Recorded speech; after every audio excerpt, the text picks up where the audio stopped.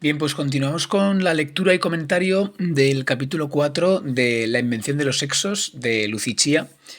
Bien, en este capítulo profundizaremos en las supuestas diferencias naturales que existen entre hombres y mujeres para demostrar pues, que no son tales, sino que existen más solapamientos entre los sexos de los que se creen. Por lo tanto, esto revela que si hablamos de que hay solo dos sexos, es más por la interpretación binaria que traemos desde el siglo XVI y XVII que por las evidencias empíricas que la biología nos muestra. Bien, en primer lugar, nos encontramos que hay estructuras y patrones genéticos que observamos tanto en personas con cromosomas XX como también en personas con cromosomas XY. Luego, la diferencia entre estos patrones y estas estructuras genéticas es más bien cuantitativa y no cualitativa. Es decir, que lo que varía es más bien como el grado, ¿verdad? La cantidad, más que el tipo. Entonces eso significa que no es excluyente. Es decir, que lo que le pasa a XX también le puede pasar a XY. Bien, la diferencia, o sea, el hecho de que haya un marco binario debería mostrar que lo que le pasa a XX no le pasa a XY, pero no es cierto. Bien, o sea, hay más, como digo, solapamientos, interferencias, ¿verdad? Sin embargo, como digo, pues se muestra este modelo como complementario y excluyente, ¿no? O eres tal o eres cual. Bueno, frente a científicas como Sari Van Anders, para quien hay una diferencia innata de las hormonas que van a legitimar los roles de género tradicionales, pues nuestra autora Lucy Chia afirma que las expectativas de género pueden moldear las hormonas, que se supone que subyacen a la masculinidad y a la feminidad. Es decir, que las diferencias entre hormonas resultan de las prácticas culturales que ya están generizadas, ¿bien? Produciendo e incrementando seguramente tales diferencias. De hecho, aún sigue diciendo la propia autora, nuestras concentraciones hormonales varían según nuestras prácticas sociales. Es decir, que no se encuentran determinadas genéticamente, como se piensan. Por tanto, ¿puede ser que un hombre tenga más testosterona y una mujer tenga más estrógenos? Puede ser, pero seguramente esa razón cuantitativa tenga que ver con las prácticas sociales que producen más testosterona o más estrógenos. ¿Bien? Voy a traer un momento a Preciado en el texto Texto Yonki para hablar de esta variación de las hormonas. Y dice Preciado, la testosterona no es la masculinidad. En realidad, nada permite afirmar que los efectos producidos por la testosterona son masculinos. Lo único que podemos decir es que hasta ahora han sido en su mayoría propiedad exclusiva de los biohombres. La masculinidad es tan solo uno de los posibles subproductos políticos de la administración de testosterona, porque la testosterona también la producen las mujeres, los trans, los intersexuales, etc. Por tanto, los síntomas de la testosterona no pueden calificarse como masculino si no hay previamente un masculino definido sobre el cual eso que es la testosterona masculiniza. ¿Bien? Entonces, ¿qué ocurre? Que, como venimos diciendo durante el comentario, primero se definen las actitudes masculinas, es decir, primero está el discurso de género binario, hegemónico, y luego ese discurso de género se pretende justificar, legitimar a través de los descubrimientos científicos como las hormonas. Pero no es que sea la biología la que descubre el dimorfismo, sino que el dimorfismo ya existe antes, o mejor, más que el dimorfismo, el binarismo ya existe antes, y luego se pretende adecuar el discurso científico a este. Insistiendo en esta idea de que no tiene sentido hablar de hormonas masculinas y hormonas femeninas, decimos que no tiene sentido que llamemos a unas sustancias de esa forma porque no son sexoespecíficas, es decir, no se encuentran solo en un sexo y además no tienen solo funciones en los órganos reproductivos, sino que la testosterona tiene otras funciones diferentes, ¿no? Afecta de otra manera. Pues por ejemplo a los riñones, por ejemplo, a muchos otros órganos, ¿verdad? Funciona incluso más bien como una hormona de crecimiento en algunos casos, ¿no? También luego las variaciones que supuestamente encontramos dimórficas, como en el tema del vello, la barba o el pecho, por ejemplo, pues encontramos también de nuevo solapamientos. De hecho, la autora trae unos datos bastante curiosos. Entre el 33 y el 50% de los varones tienen pechos con formas femeninas, que se combinan con formas faciales y de vello que se suponen que son corporales masculinos. Asimismo dice, hasta un 10% de las mujeres presentan forma facial y vello corporal masculino, combinados con pechos que son que son considerados de forma femenina. Bien, pues esto esta idea del solapamiento le lleva a Lucia a traer a autoras de los nuevos materialismos, para afirmar que hay una, digamos, relación directa y indiferenciable entre materia y discurso. Dice en la página 210 Lucia, si seguimos a Haraway y a Barat, veremos que sexo y género no preexisten como entidades individuales. En cambio, emergen en el momento de su interacción. En otras palabras, no existe género sin sexo y no existe sexo sin género. Es decir, no es que, como decía quizá Butler, el género anteceda al sexo, sino que género y sexo van al mismo tiempo. Lo biológico es en sí mismo y siempre social. Lo cual muestra pues, esa superación que supuestamente atribuyen los nuevos materialismos al constructivismo de Butler. Una forma sencilla de entender esto de que lo discursivo es material y que lo material es discursivo es como, por ejemplo, los discursos de género moldean nuestro cuerpo físico. Es decir, materializan cuerpo, materializan materia de alguna forma, ¿no? O sea, el discurso materializa un cuerpo, lo transforma, lo moldea, ¿bien?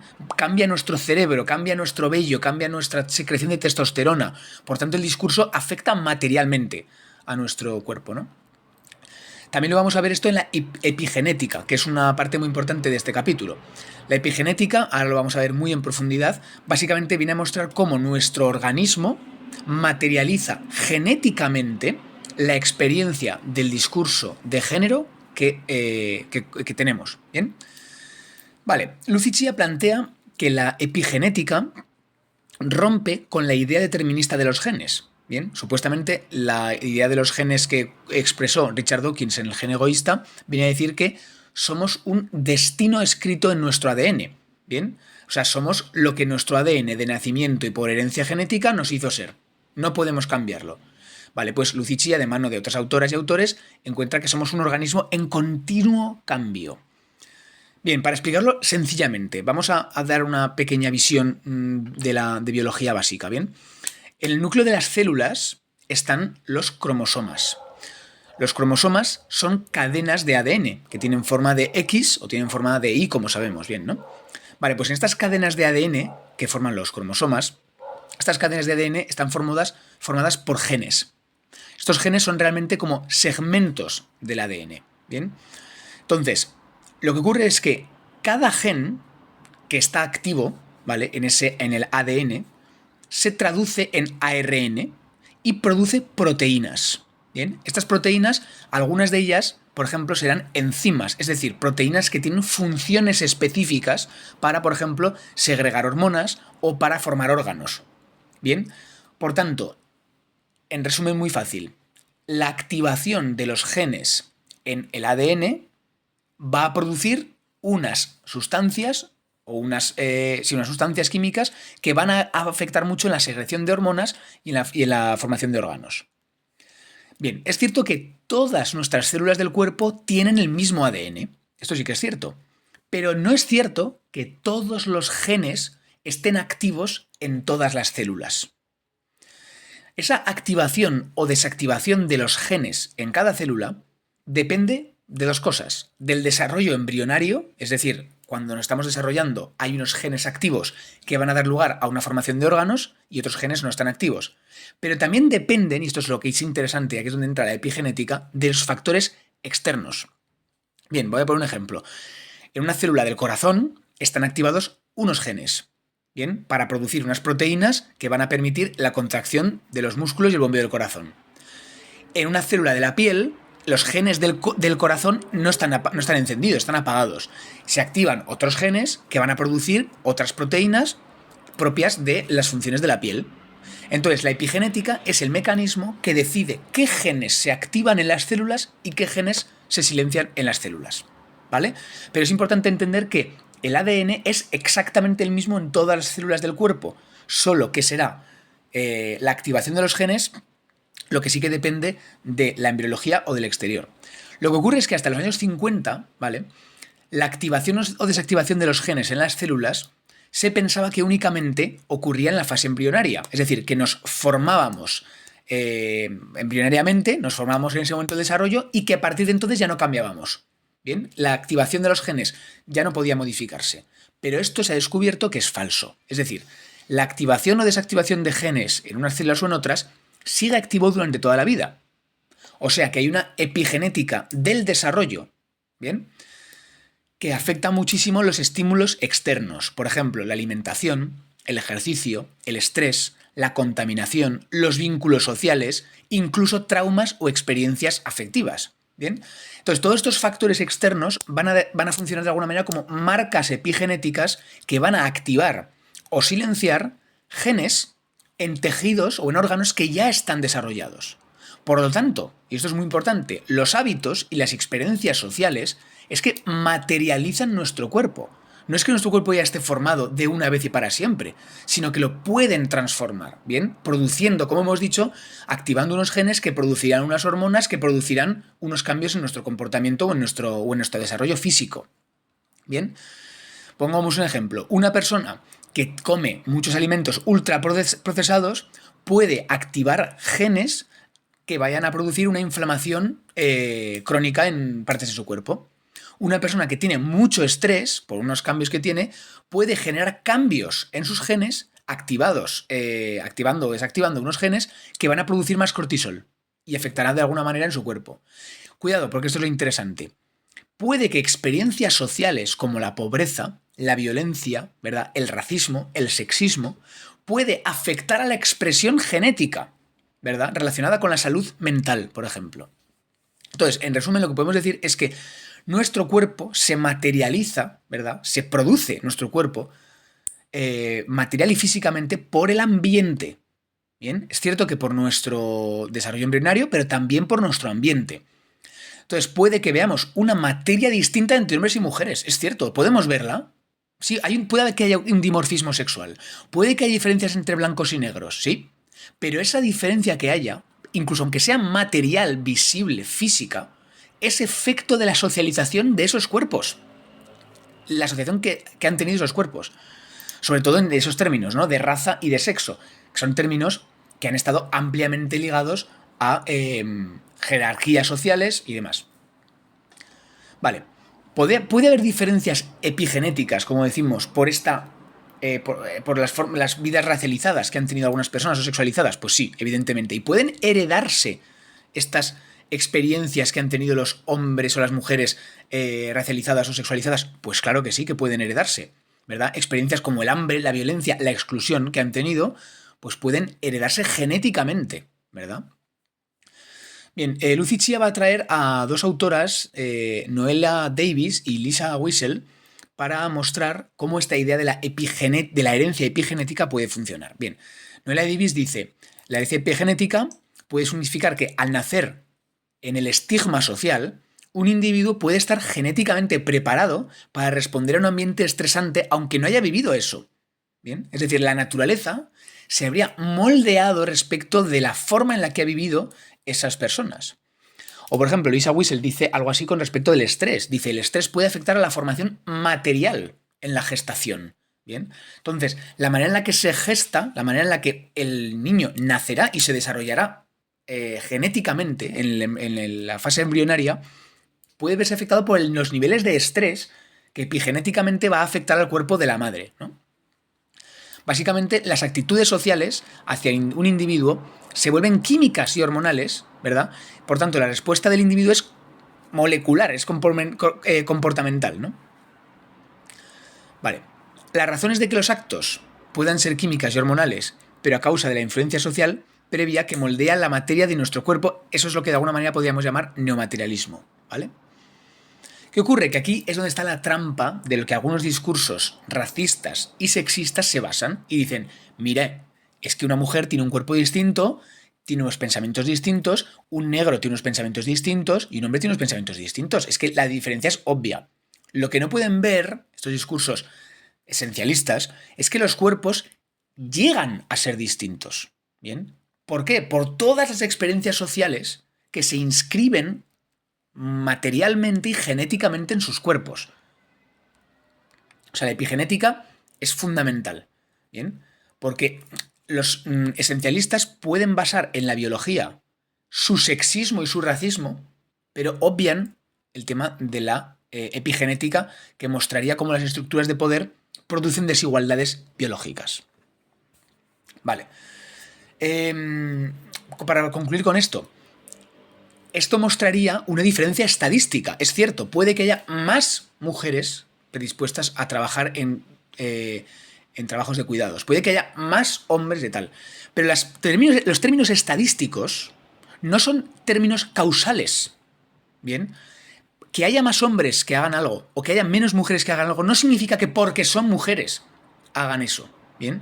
Sino que quizá es que es el marco de interpretación dimórfico y androcéntrico en el que ha nacido ese cuerpo el que le causa querer hacer una cosa o hacer la otra. ¿Bien?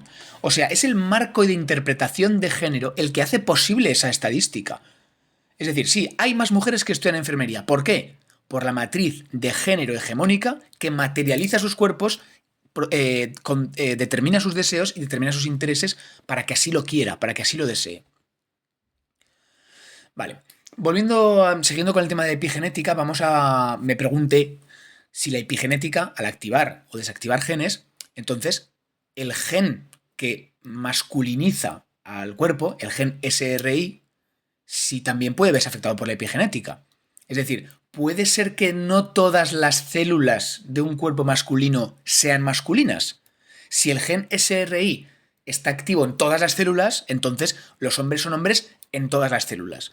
Pero es que lo curioso es que lo que dicen las investigaciones acerca de esto es que el gen SRI solo está activo en un periodo concreto del desarrollo embrionario, pero que más adelante durante la vida solo está presente en las células de reproducción sexual. Por tanto, el resto del cuerpo de un hombre no es masculino.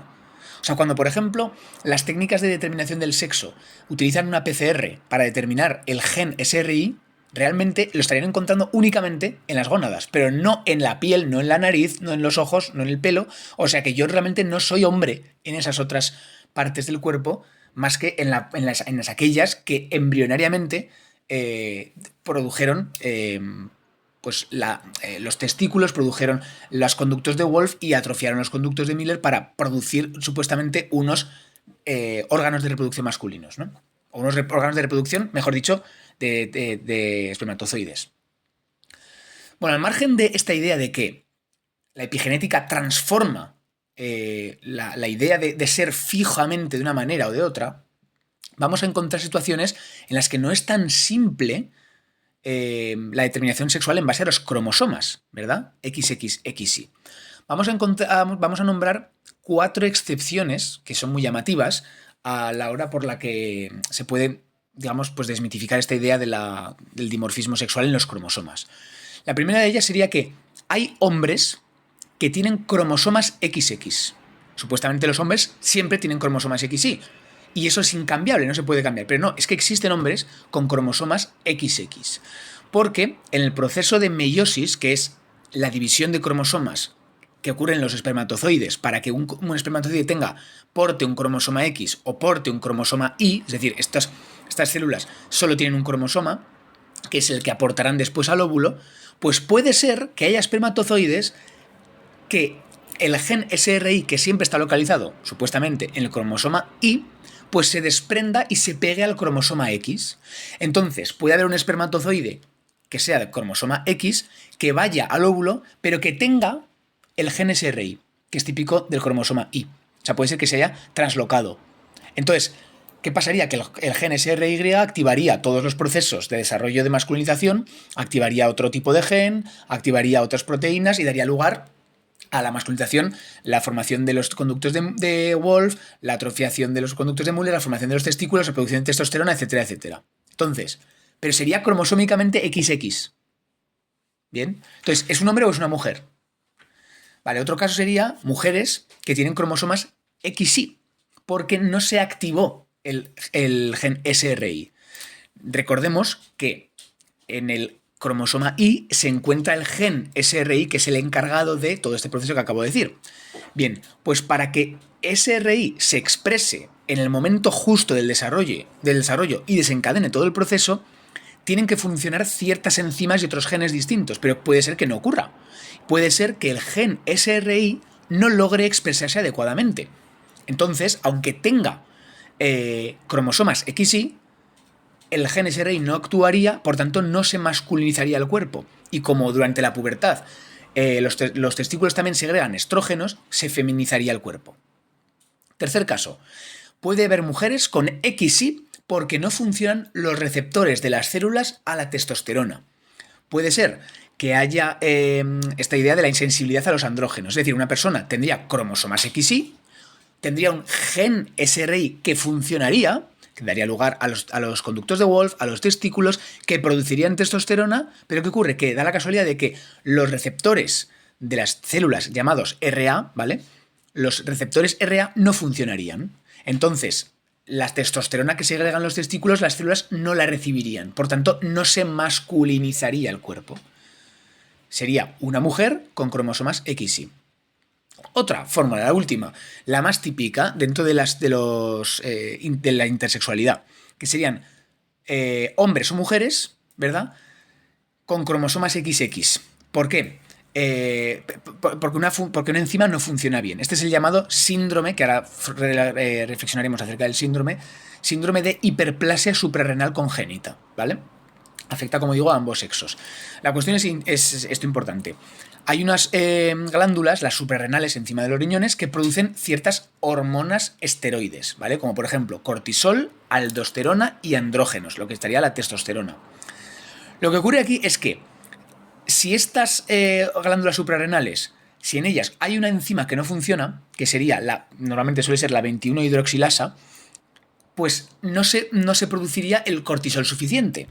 Entonces, esta glándula suprarrenal, como no se produce el suficiente cortisol, empieza a producir todavía más y más y más, digamos, empieza como a enviar señales al cerebro para que esta glándula se esfuerce más y consiga producir el cortisol necesario. ¿Qué ocurre? Que al trabajar más la glándula se agranda. ¿Y qué pasa? Que va a producir más de las otras dos. Como la enzima 21-hidroxilasa no funciona, entonces no se va a producir suficiente cortisol. Pero como la glándula se está agrandando y está trabajando más, sí va a producir de las otras dos hormonas, la aldosterona y la testosterona. Entonces van a ser un cuerpo XX o XY que va a producir más testosterona. ¿Bien? Es una mutación genética en esa... una mutación genética que impide, ¿verdad?, que la enzima 21-hidroxilasas no haga la función que tiene que hacer. Entonces va a producir más testosterona.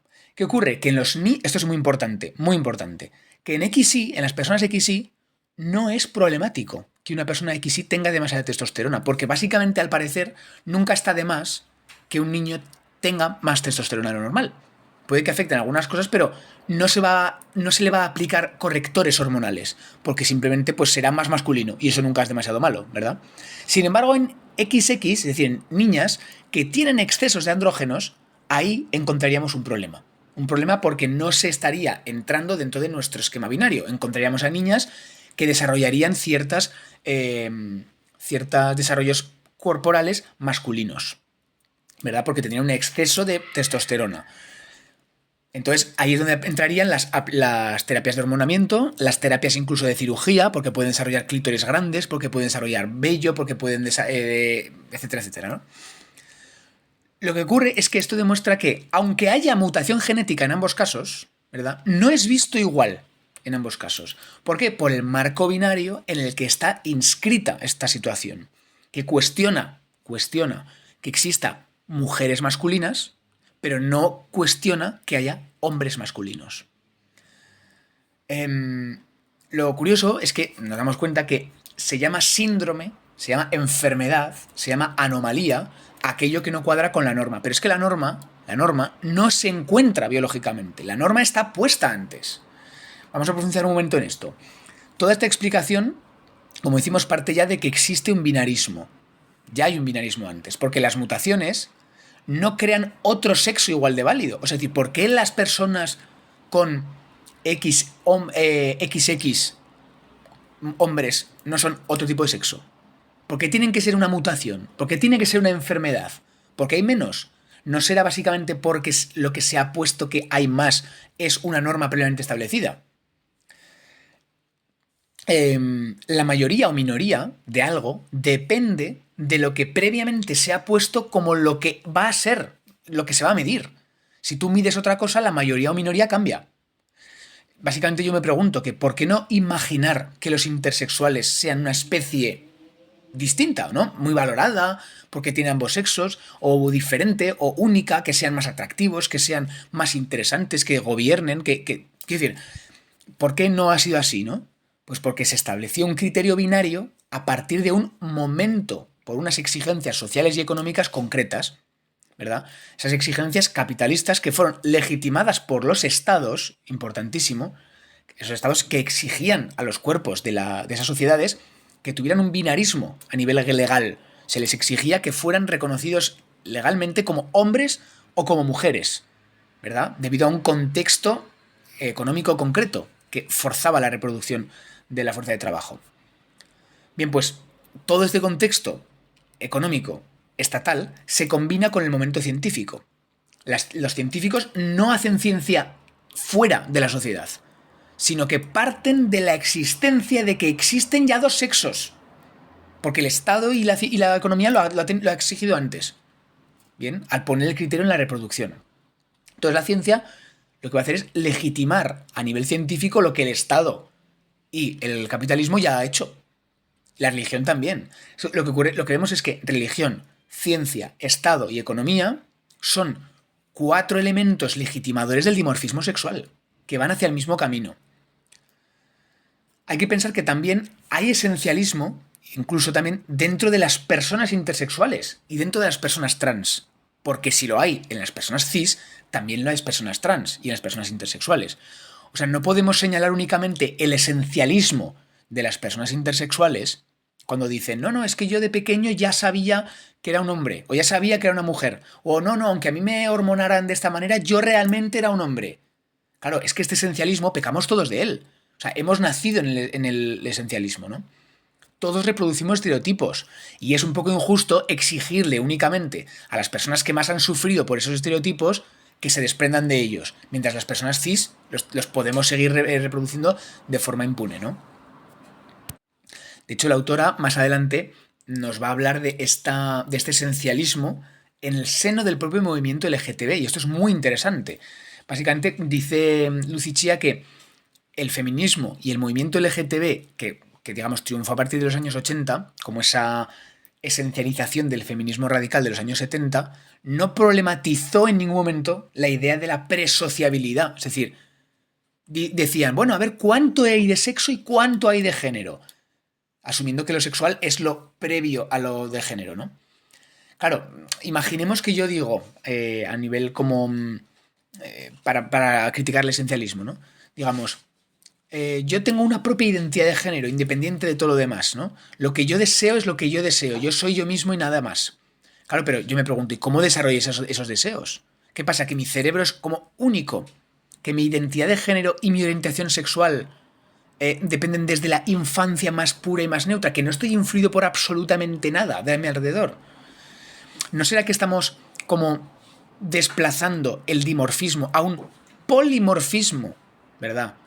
Pero igualmente esencialista, que asume que existen homosexuales innatos, transexuales innatos, bisexuales innatos, no binarios innatos también, ¿verdad?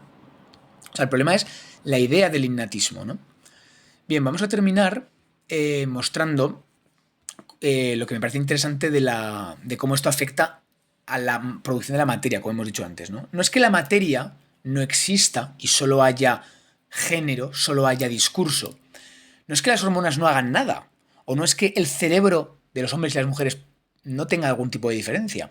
Es que todo eso viene determinado por cómo se ha llegado a materializar el cerebro, la hormona o la materia. ¿Bien? Cuando hablamos de nuestra biología como algo producido e intervenido culturalmente, no es que sea menos real, no es que sea ficticio, sino que la materialidad está viva y está determinada por el género, está determinada por la interpretación que hacemos de ella, ¿no? Y una pregunta interesante, y con esto terminamos, es ¿qué lugar quedaría para la categoría sexo si no consideráramos la epigénesis, si no consideráramos la influencia de las hormonas, si no consideráramos toda la dicotomía naturaleza-cultural? Si el sexo no sería nada, sería únicamente el papel en la reproducción sexual que hacemos 1, 2 o 3 veces en la vida y que algunas personas ni hacen nunca. Entonces, que se determine a las personas por una función que realiza tan pocas veces, revela claramente que hay algo más de interés en eso. Es decir, el sexo nunca fue neutral.